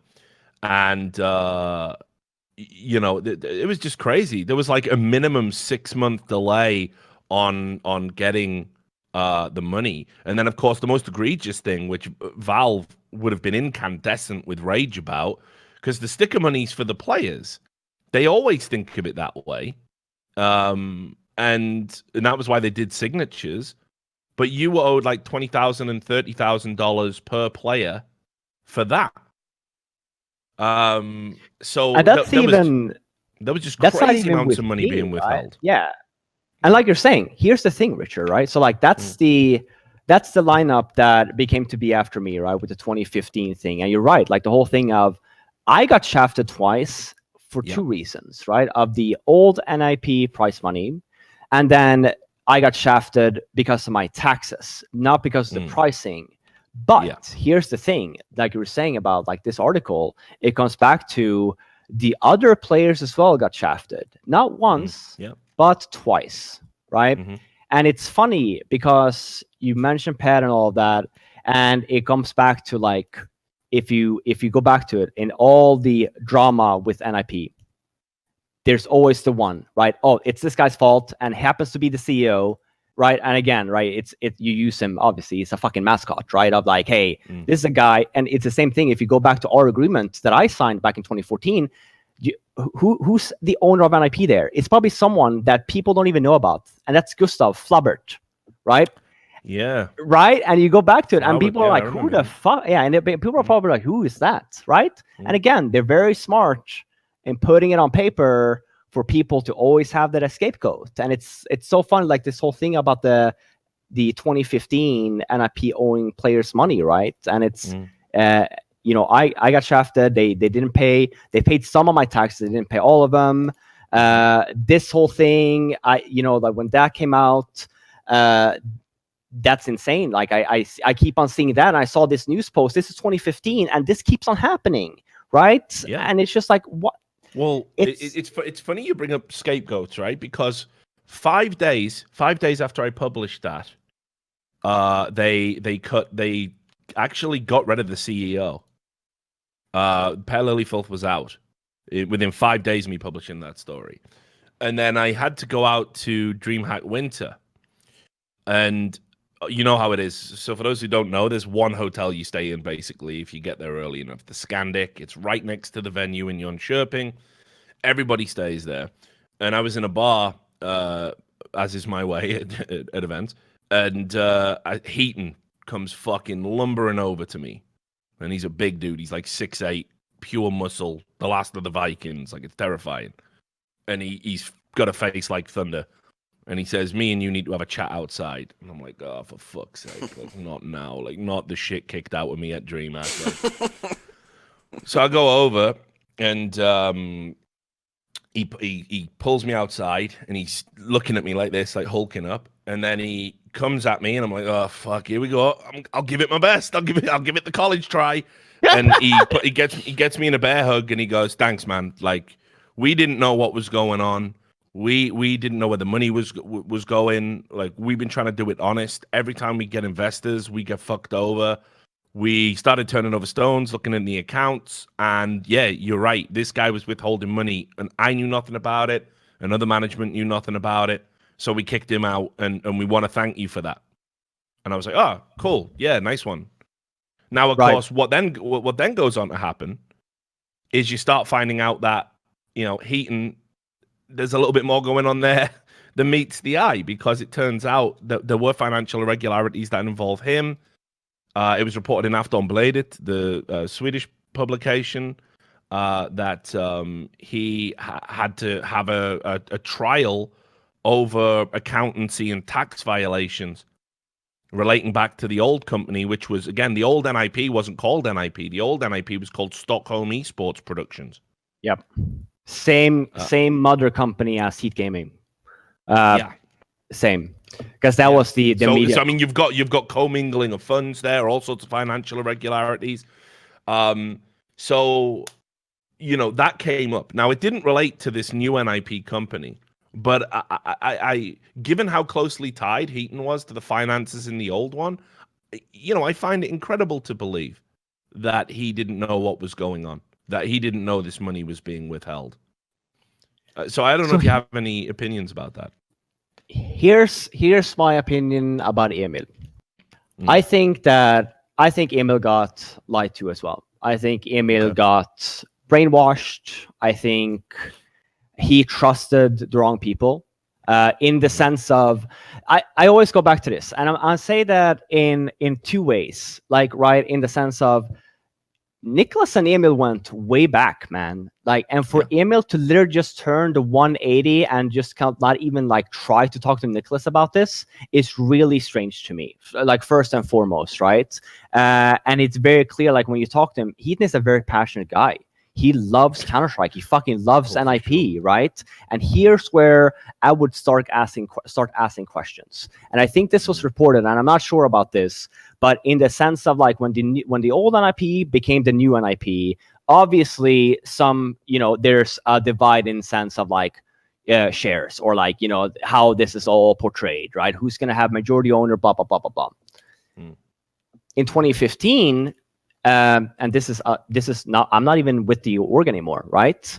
I think there's a report that Emil is no longer with the company. If you look at it, I don't think he has any shares in the company anymore or anything like that. And I want to ask the question, you have this guy that has NIP tattoo, like, look at my arms. It's basically like my whole thigh of his arm, but like, he has NIP tattooed on his arm. Like, obviously, like, like, something has obviously happened here, right? In the sense of, like, why is he no longer with it, right? And don't get me wrong. I think that he got a payday. I think he got a lot of money, but I think that all this, like, wrapped in, and I don't think that this is the outcome that he either wanted.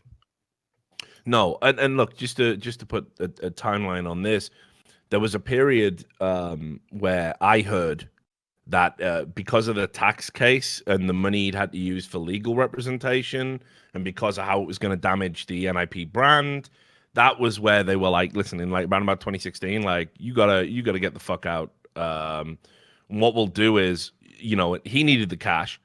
We'll take your shares, we'll take your control, and you leave, and we'll make you a brand ambassador. And as we all know, brand ambassador means, like, you've still got some commitments to us. We'll pay you a salary that's a fraction of what you would have been getting. It's kind of like a thank you. It's like almost like a handshake, exactly. Very often used for the code of silence. We keep things clandestine. We don't talk publicly. We'll give you enough salary to pay the rent, keep you in a reasonable standard of living. And then, of course, in 2018, they cut him loose completely. So, I've always seen Emil not entirely as a victim, not like the players were victims. Right. But he definitely, and was definitely complicit in some bullshit in the old company. From what I understand from looking at things, I think Emil just got out of his depth because he didn't come from a business background. And every time an investor came in, they saw somebody who had esports credibility that they could manipulate. And every time he was a willing participant in that manipulation. He trusted all people. Yeah, absolutely. And here's the thing for us, right? This is the guy that we trusted because we were like, because he's been in the same Same like he used to be a player and stuff like that. So I actually, like, in my sense, I don't hold any animosity to like Heathen in that sense. Like, even if like he was a big part of it, like I know that Heathen wanted to get rid of me for a long time. He you know, like, he can argue that all he wants. I'm very clear that he wants to get rid of me for a long period of time. But despite of that, I actually know that as well, like in the sense of, I don't think that he wanted any of this. I think he got the payday. I think if this was up to him, like, again, I think he made NIP. Like, this is his little baby. And for him not to have any ownership anymore, to be completely out, isn't that odd? You know what I mean? Like, let's start asking some questions here. It's so fucked, right? And yes, he did get a payday, but it comes back to your talk about 2015. And yeah, that's 4 years ago. There's still problems. It still comes up every freaking like 6 months. Someone having goddamn problems. And how long since Per, let's see, Per announced the departure. I can't remember who took over from there. 8th of November. And who became the CEO after that? Oh, that's a good question. Was it Hitchum? Well, if that's the case, right? And who's the current CEO still? And you beg to differ, and you ask these questions of like, well, okay, Patrick, okay, maybe, but you ask these questions and you see tweets. Dennis made a tweet recently. Draken made a tweet. When I first made my announcement that I'm going to talk about this, I had 4 separate players from 4 separate games message me about NIP. Some of them were like, I don't have, I'm not big enough to talk about this, but I'm getting fucked. I've heard stories about there's currently players that's currently playing for NIP that does not have a visa to be in the country, and they're one of the best teams in the world. And we have cases in which actually not good thing Natu is here. There was a drama with Natu and Alu back then too, right? Of like these agreements and stuff like that. And then you go back to Dennis makes a tweet, he's upset. Draken makes a tweet, he's obviously very upset. And it's, like rumored of like, hey, no one is out of the new tier CS players. They have all unanimously agreed now that no one will be joining NIP. And you ask the question, why? Because you look at the team and you look at the players. And I'll be honest here, this is some of the best people I've ever met in my life. Of course. Like, man. the people playing, the fucking passion, the whole thing. And I want to talk, I know we don't have a lot of time. I want to talk about Get Right some too, because Get Right is also one of those cases in which he's getting fucking run out. Duncan's watching. We can put it back if we need to. Like we have a guy like that. A guy like that's just getting run out. Like forced to retire. Like freaking best player in the world. That's just gotten completely damaged from this brand that's just like completely runs people to the ground.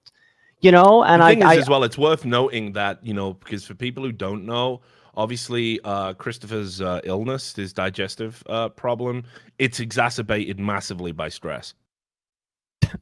Right, exactly. Seriously, the illness itself is, it gets worse when you're stressed out. That's before if you do anything to kind of medicate that stress. So if you're like me, and when you stress, you have a drink.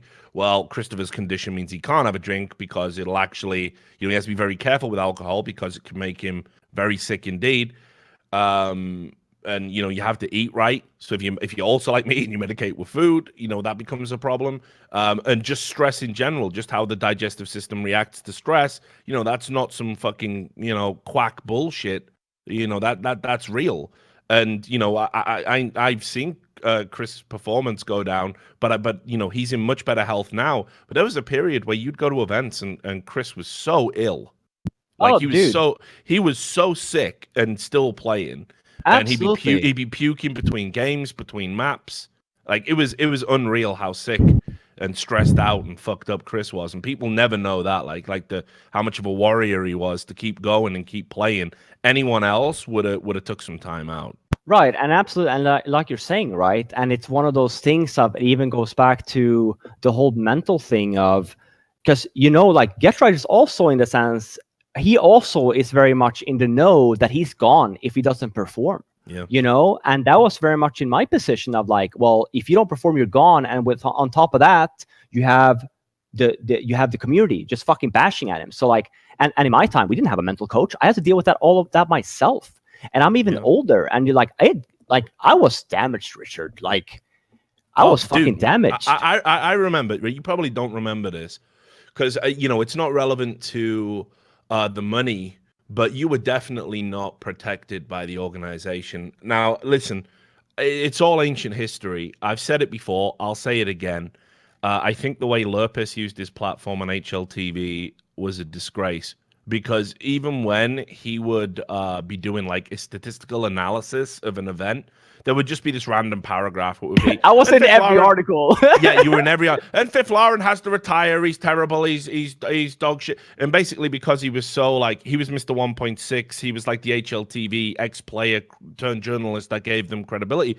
The entire like 1.6 community that had come over to CS:GO were like, haha, fucking source noob, blah blah blah, all of that shit. And he was literally advocating for like his friend Arlu to get in the fucking team, like back when you were still playing, and say there's a tailor-made replacement in the form of Arlu. And he just kept going and going and going. And I remember seeing you at an event, and I know you didn't mean this, but you were. I could see how depressed you were, and I came up and was like, "Yo, what's up, man?" And you were just like, I just can't believe it, man. If I ever see this Lurpus guy, I'm gonna fucking hit him. Like, I can't believe it. Like, he's ruining my whole life, like.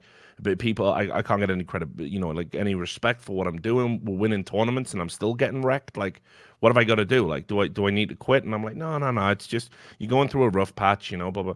But I never saw a player take shit like you. I actually pitched a documentary when I was at E-League called The Fifth Wheel, which was just about your story and about how the community span it, that you were getting carried by NIP, and actually that's not. Fully accurate for the history of your time in the team. But obviously the problem you've got there is it becomes a compounded issue because you're depressed, you're not feeling right, you're miserable. No one's looking out for you, and every day you're taking this public scrutiny, and then the org as well, as it turns out, are going behind your back. Like, I can't even imagine waking up, like, feeling how you're feeling. You sit down, you have your breakfast, you read an article by Lurpus. Why Fifflaren should be shot? Like, oh, brilliant. Okay, this is objective journalism. And then Makalele fucking tweets out, "Nice chair, NIP, thanks, homie." Like, what a fucking day that is. Oh, it's dude. Crazy. I mean, it's so weird, right? Because like you were talking about, and not only that, I got death threats too. My parents got death threats, it was on a daily, right? And one of the things, and I still advocate that to this day, one of the things that really fucked me was I love HLTV. This is the one main site we use to look at results, look at news and stuff like that. The fact that they still have their form on the front page is fucking absurd to me. And that's not only because of me, right? It doesn't mean like, oh, don't click it. Here's the thing. When you're a player and you're going through scrutiny, and I've had conversations with Taco about this, with, geez, I almost said Scream, but with Smiths about this, like a lot of players that's getting scrutinized into like what was me, right? And a lot of them come back to the same thing of like, I can't even go on a site without seeing my name, and it's mental, right? Of like, oh, what do they say about me? What's that? Blah blah blah blah. And it was worse for me. I couldn't even read an article about Titan because there would be a photo of me with there, and like some fucking detail, right? Always, yeah. Titan played really, really well. They would have played bad if they had Fifflaren, though. Like, the insane level of bias of how like he worked you in every and again, me and Lurpus have hugged this out. It's not a big deal. Have I, yeah. Yeah, this is like a guy who like also did say that he hoped I died of a heart attack on Twitter. So it's like, exactly. we weren't close buddies, but I think we've all come a long way since then. Absolutely. And the thing for Lurpus with me is that every time I saw him at events, he fucking said nothing, right? So I was even more triggered by that. But as soon as I retired, he did reach out to me and he apologized, and obviously we worked our kinks out, right? But to your point about Get Right? That's Get Right at the moment. Get Right is me 4 years ago of how do you think a guy can perform? The guy used to be best player in the fucking world, has gone down to this, into like basically begging to keep playing, and into a case in which, the whole thing of there's interviews going on, and every interviewer is like, hey, you're going to keep playing. And he goes, I want to. And it makes me think, is he getting forced into retirement by NIP, right? And it's just what's going on here? Like, fucking leave. Dude, listen, you're not even that old. This team has really fucked you. And don't get me wrong, I think that for the other two players that has left, I think they're much happier now. And I really hope that Get Right leaves. Like, listen, you don't owe NIP anything, Get Right. You know what I mean? Like, you don't owe them anything. If anything, they owe you fucking everything, right? So don't think for a second that you can't go somewhere and start over. Like, you're better than that. You know, you're one of the most accomplished goddamn players in all of Counter-Strike that we have. You know, don't forget that. And I can't believe we're getting to a point in which we have one of the staples of goddamn Counter-Strike thinking about retirement because you have a dysfunctional team. And again, don't get me wrong, you know, the players within the lineup, I think that they still have issues to this day that is making them not perform, you know? And like, sooner or later, you want to say, like, what's going on? I get it for Force. He's a little bit older, right? Like, yeah, maybe you want to retire an NIP, right? But as for everyone else, like, why do people keep doing this to themselves when again and again and again, I'm not the only one. Every single time the fifth person leaves and every single time that player tweets about something, do you think that I'm the only one that's gone fucked by the contract? Of course not. You know, I haven't talked to them. I'm sure, I really hope that me talking about this openly now will get more people to talk about it. But if there were 4 separate players from 4 separate games message me about missing prize money, fucked with contracts, blah, blah, blah, blah, blah, I feel like it's very safe to say then that the Counter-Strike players of this organization have most likely all been fucked one way or another. I mean, you know, just to your point on the other, players from other games, few people have reached out to me. I think after you tweeted, you know, kind of saying, "Listen, we're owed some money too." I just don't understand how a brand like this, with the sponsorship it has, with the reach it has, with the value it has, hasn't been able to, you know, expand in a way where they can't do right by their players. And listen, I know exactly how this is going to end.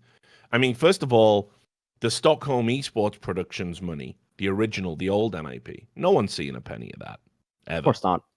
No one's seen a penny of that. And it's like you say, what's that, like 20,000, 30,000 maybe? That's gone forever. But this money that's happened in the new NIP, there's you know, I still to this day do not know if the players have got all of that outstanding money from the pair days. I've been told that I have, but how can you trust any of these guys? Right. And it's like you say, me and you now far removed. If the smaller teams, if the smaller, you know, the not as big esports are getting scrimped and saved upon, who knows what's going on with the players right now in terms of prize money? Because the team that'll put a dent in your org is CS:GO. For sure. Yeah. Because you have to be going to tournaments, you have to be winning, you have to have endorsements, you have to have sponsorship, you have to have content, because the overall salaries are high. Now, NIP can definitely afford it. But I'm like you, I really, really wonder what's going on in the organization, because it's been dysfunctional from fucking day one. The fresh start didn't fix anything. The changing of CEO didn't fix anything. We got tax problems, missing fucking charity money. We've got fucking players owed cash still. And meanwhile, you know, you look at NIP and everyone thinks, what a great wholesome brand.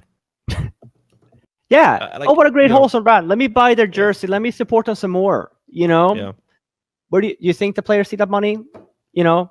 Hey, listen. Well, buy the mouse here's another pads. question. Buy the mouse Here's pads, another because that's directly tied to the company, I think, making them, right? At least then support the players. So here's another question for you. What about, you know, because I couldn't find anything in the contracts or the particulars, and I don't know if it'll have changed. But all of these endorsements, because the contract said you couldn't have personal endorsements while you're in NIP unless management said so. So again, kind of like the Tfue situation we've got going on now. All of these like sponsorship deals and endorsement deals and merchandise, you know, because it's your image rights. It's, you know, if I buy a NIP shirt, I'm probably buying it because of, you know, because of Patrick, because of Chris, because of you know, because of Freiberg, you know, because of Exist, you know, whoever it is. So how much money are you getting from the? Were you guys getting from merchandising? I totally forgot to ask that. Well, I'm I got guessing zero. I got fucking zero. I don't know about the current. I don't know about the rest of the team, but I mean, I got nothing. There's like, it was funny. I was laughing after I retired. We were sponsored by SteelSeries, and SteelSeries, I think a year later, was still using my arm on their goddamn homepage on the front page. I got none of that. I got a mouse. I got a mouse. I guess you. Mouse for an arm. A mouse for an arm. I guess that's the same. There you go. There's the title of your fucking biography right there. A mouse for an arm. Yeah, that's just crazy. But hey, listen, Richard, you were saying something, right? Of like, hey, like, and again, people are like, Robin, what's the gain in talking about all this? And it comes back to this, right? Here's what I want. I want anyone that an IPO put money to, despite whether or not they feel like it's legal, that what they have done, they have signed away their rights, which has happened more times than with me, right? I want them to make things right. I want them to pay the fucking players. You know, maybe they don't pay me because whatever, right? But I'm not the only one. You know, I really hope that more people come out with this and start talking about it, right? Because I think that a lot of people are owed money, and I think a lot of people have basically signed away their rights because they've had enough. They just don't want to deal with it anymore, right? And it's so goddamn sad to say, right? You had mentioned it when you were going through that whole thing of like, we referenced us as the Barcelona of Counter-Strike. You know, do you ever see anything like this in that way? You know, like, make things right. Yeah, it's a tough one. So look, to wrap it up, I guess the sort of last question is, you know, what happens now? You know, I know what I'm gonna do. You know, I'm gonna start digging in the crates again, transcribe the interviews, look at the notes, translate the contracts. Like, it's gonna be a long haul. I mean, this is the other thing as well. People don't realize how much goes into a story kind of like this, because it's so monolithic and just there's so many parts to it, that this is kind of like, you know, the iBuyPower story was a 6-month investigation. That was to prove definitively that one team fixed one match once. 6 months of my life. I don't know what the fuck this looks like. Like, I have to literally just lock myself into the fucking journalist dungeon to even start writing up the history of this. It's going to be so much work. Yeah, but I'm gonna do it because it's a long overdue story to be told, and I think right now we've given NIP so many chances. We gave them chances in 2013. We gave them chances in 2014. We gave them chances in 2015. We gave them chances in 2016. We're sat here in 2019. They're still fucking over players in multiple games. They still owe money. Enough's enough. You know, it cannot be allowed to continue, or then we're all just saying this is okay. I agree, exactly, and that's the thing, right, Richard? Like, we're saying that this is okay. Like, I understand that this is hard to talk about, and this is why, like, I'm like, again, it's 5 years ago, but I had my reasons. But the whole thing of it's never too late, because like this ties into like the people I talked to 5 years ago, the people that's running the org right now, right? And like, you keep on saying like there's so many people that has gotten fucked over the years, and I really hope that they message you. I really hope that they go out with this. Because the thing is, when they say, oh, what's the point? What do you mean, what's the point? You have this team that is making money off of you, and you're not seeing any of it. And they're taking advantage of you and your brand and your hard work. Yeah. Please, say something. Come out with it. What's next for you then? Because, you know, I like... lawyers, yeah, because listen, I know you've just left Twitch. I also know that was a problem. I'll explain it to people who maybe can't read between the lines, because we get a lot of people who don't fucking get it.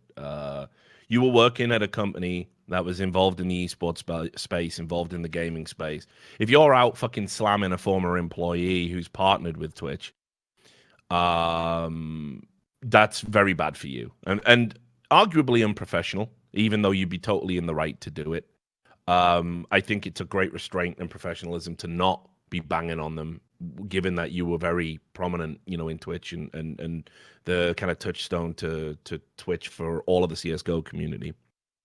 But at this point, I'd want to get my paper. You've got things going on in your life because you're between jobs. You obviously have other elements in your personal life that are going to cost you some money, and you're owed tens of thousands of dollars. Yeah. So what are your plans? I mean, are you just going to write this off? I mean, the thing is, right? Like the whole thing, I never want to talk about this for my own personal gain. Like the whole thing of like, oh, he just wants attention. If people know me, I don't like attention.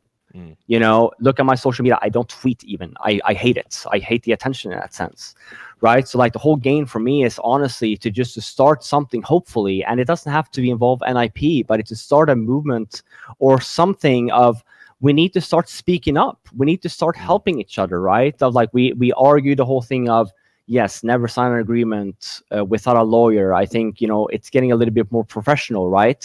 But we still have people, and like for CS:GO, maybe it's different. It's a large game.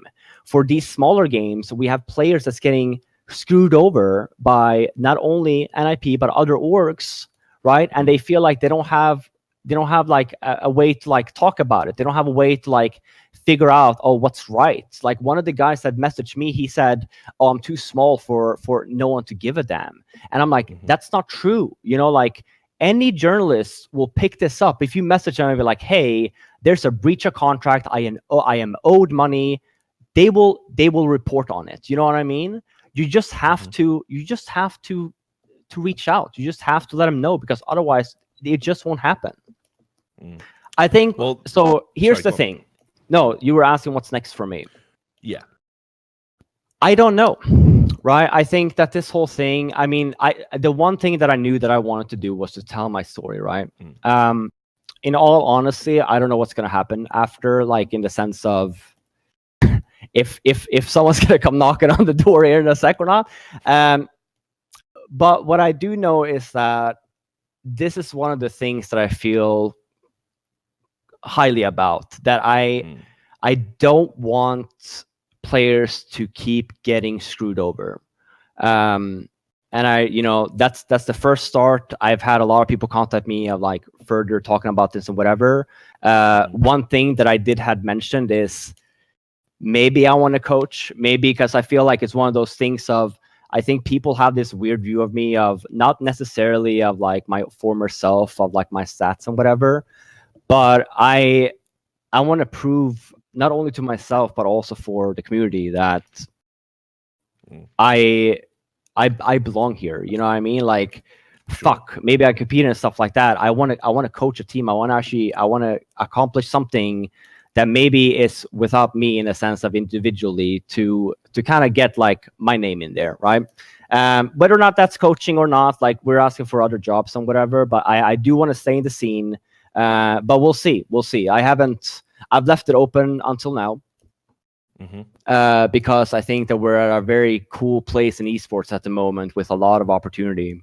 And it's fun. It's fun. I've been getting offers that I didn't even goddamn knew existed, right? But like I said, the one thing that I wanted to do at least before any of that is come out with this. And I do hope that it makes a difference, maybe not for myself, but for the other players. I do hope that hopefully that me talking about this hopefully will make a difference. Well, the good news is literally while you've been talking, I've been inundated with messages from former, current NIP players from multiple games. Like, it's just so I think NIP need to get their ducks in a row, or it's gonna get really bad for them, and rightly so. I think this is a secret that everyone's kept for way too long.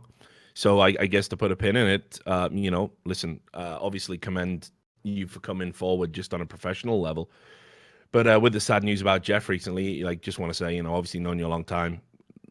Really fucking love you, man. And I'm sorry you went through such a tough time.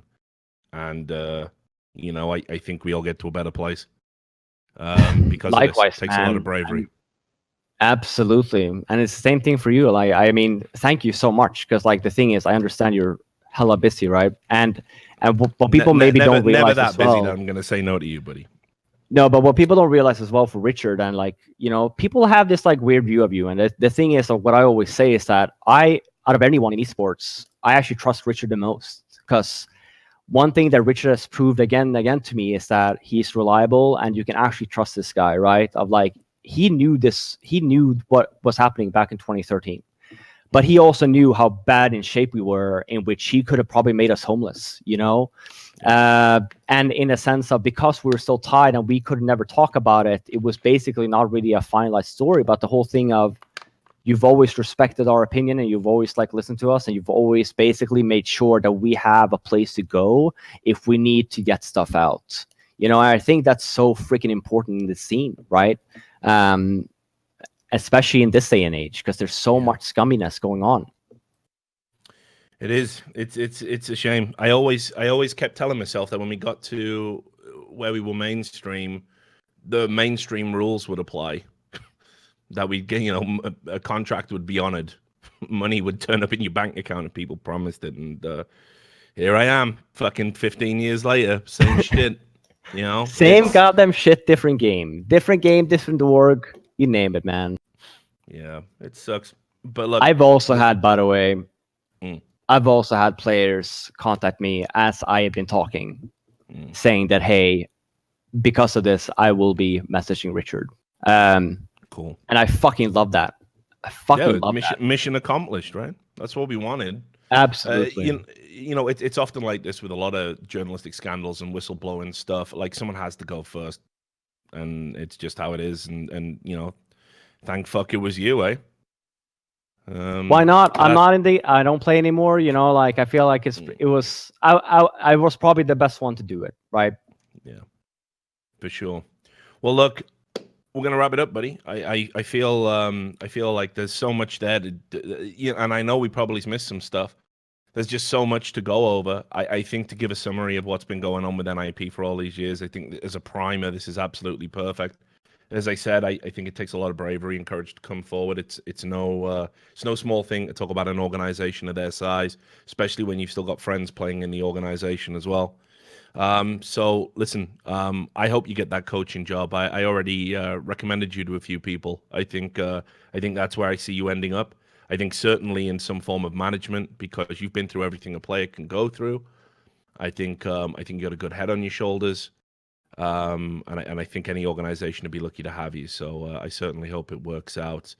And listen, let's get a fucking drink sometime, man. I'll Absolutely. fly out. I'll fly out to you, or you can come to Vegas. You can come and. By the way, in the Richard, house. people are commenting on this nice T-shirt that obviously was made when I was playing. Yeah. No revenue, of course. Just yeah, exactly. 0%. 0%. Right. Well, look, thank dude, you. Yeah, listen, like I said, I love you, man, and we'll hang out real soon. And there you have it, guys. That is Fifflaren. He was a punching bag in CS:GO for fucking many years. It was complete bullshit. Known the guy for fucking, like I say, 13, 14 years, my 15 in esports. He's a fucking hero to me. Super cool guy. So please support him in whatever his endeavors are next. And thanks for everybody for tuning in today. Now we're going to take a quick break. And in about 5-10 minutes, we'll be live with By the Numbers with me and Thorin to talk about all of the latest news, all of the latest events. So strap yourselves in for that. And again, Fifflaren, thank you. Thank you so much.